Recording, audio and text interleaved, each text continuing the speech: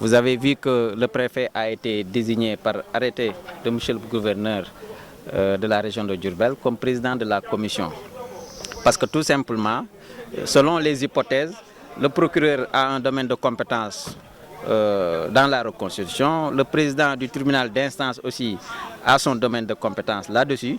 Mais pour certaines hypothèses, c'est seule une commission administrative qui peut procéder à la reconstitution des actes ou des registres disparus ou détériorés au niveau du centre d'état civil. Alors, le gouverneur a pris cet arrêté en désignant le préfet. On a appris aussi que le ministère de la Justice a déjà désigné le magistrat qui sera chargé de procéder au contrôle des travaux de cette commission en la personne de notre collègue, le président Modou Conté, président du TI d'instance de Diourbel. Maintenant, dans ce processus, il y a quand même un élément de taille, c'est-à-dire la mairie qui, aujourd'hui, en rapport avec l'officier d'état civil et ses agents, nous faire un travail de diagnostic, c'est-à-dire pour nous permettre de savoir aujourd'hui quel est en termes de résultats le nombre de registres détruits à reconstituer, le nombre d'actes détruits à reconstituer. Et ça, tant que ce travail ne s'est pas fait, la commission ne peut pas avancer dans le travail de reconstitution. C'est pour cela que nous avons prié vivement que M. le maire puisse entendre la voix de ses concitoyens pour que effectivement les moyens idoines puissent être pris, notamment en s'attachant les services des archivistes, en s'attachant aussi les services de la direction de l'état civil pour être accompagnés dans ce travail et qui est un travail urgent à faire au regard quand même de la situation que traversent beaucoup de natifs de Diourbel. Une ville comme Diourbel, vous l'avez remarqué, qui n'a qu'un seul centre d'état civil, moi je me suis dit que c'est assez problématique quand même. Diourbel, c'est une très grande ville. Alors un seul centre, depuis la naissance de la ville, c'est assez problématique. Donc il faut que l'autorité, en tout cas les autorités compétentes, puissent penser à ériger non seulement d'autres centres secondaires pour vraiment désengorger un peu. Mais l'autre difficulté, c'est qu'avec ce seul centre d'état civil, on n'a qu'un seul officier d'état civil délégué. C'est-à-dire, à part le maire, il n'y a qu'un seul officier d'état civil qui a été désigné par le maire. Ça aussi, c'est problématique. Alors, c'est cette personne qui va procéder à la signature des actes, qui, lorsqu'il y aura nécessité de célébrer les mariages, c'est lui qui va s'y atteler.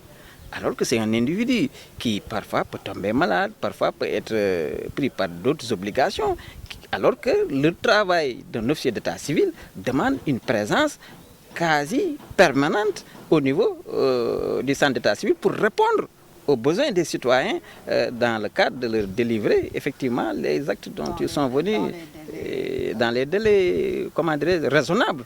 Donc si c'est une seule personne qui doit faire tout ce travail. Le tribunal a toujours fait preuve de célérité dans le traitement des dossiers. Maintenant, ce n'est pas parce qu'on est élève ou qu'on doit peut-être beaucoup plus accentuer ou non. Maintenant, dans le cas d'espèce, effectivement, M. le préfet a posé le cas des élèves qui sont en classe d'examen.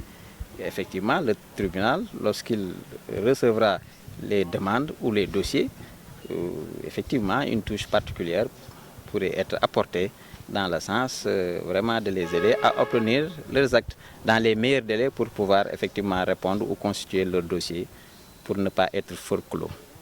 Il est fait l'obligation à l'officier d'état civil, lorsqu'un registre est ouvert, à la fin de l'année, que ce double de ce registre soit déposé au niveau des greffes des tribunaux de grande instance.